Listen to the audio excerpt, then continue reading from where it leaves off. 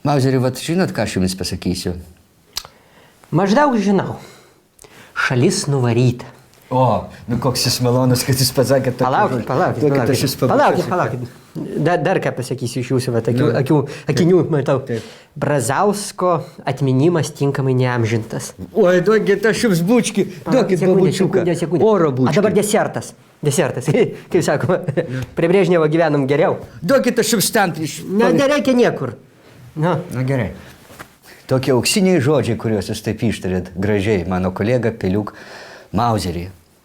Bet šiandieną nedėjuoti aš noriu, pasidžiaugti noriu aš šiandieną, kad grįžta tikėjimas žmonėm ir teisybė, kad net jeigu viskas taip ir toliau klostysis, galbūt aš atgaminsiu savo tikėjimą Dievu. Ir kasgi čia taip įvyko? Kubilius gal nuo dviračio nukrito? Ne, šitos laimės dar dėja neįvyko, reiks palaukti, bet Mauzerį užtat įsitverkit kėdės stipriai, atgaivinamas legendinis automobilis Moskvyč. Kur? Rusija, durna pelė. Kurgi tu dar atgaivinsi tokį nuostabų automobilį? Aš tai jau galvoju, kad iki gyvenimo galo teks vairuoti visokias ten sportinės Opel Asconijas, šūdą šitą. O čia tokį automobilį atgaivinti. Oi, auksarankių Maskvos meistrų darbas. Šedevras jam. Iš kur tokią nostalgiją stebiuosi? Visa mano vaikystė prabėgo garaže su tėčiu remontuojant Moskvyčių.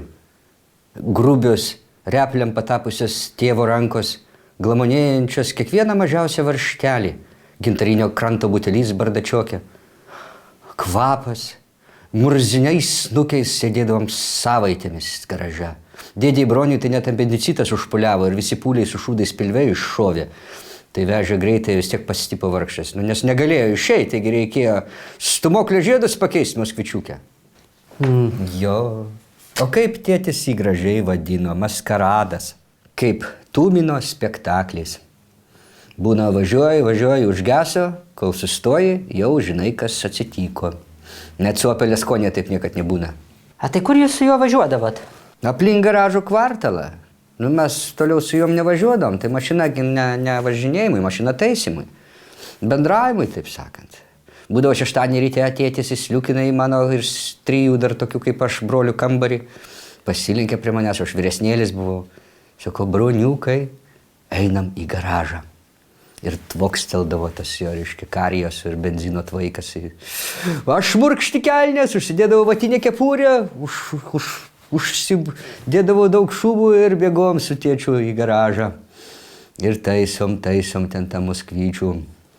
Taisom, tėtis kartais užgerdavo. Mama sako, gero savaitgalio mums. Kur tu dabar esi tokį garažą su tokį malonių bardakų? Vo! Susigraudinau net. Tai tikitės iškeisti savo Opelį į Moskvyčių. Nu, tai kas, aš būsiu vienas pirmųjų pirkėjų.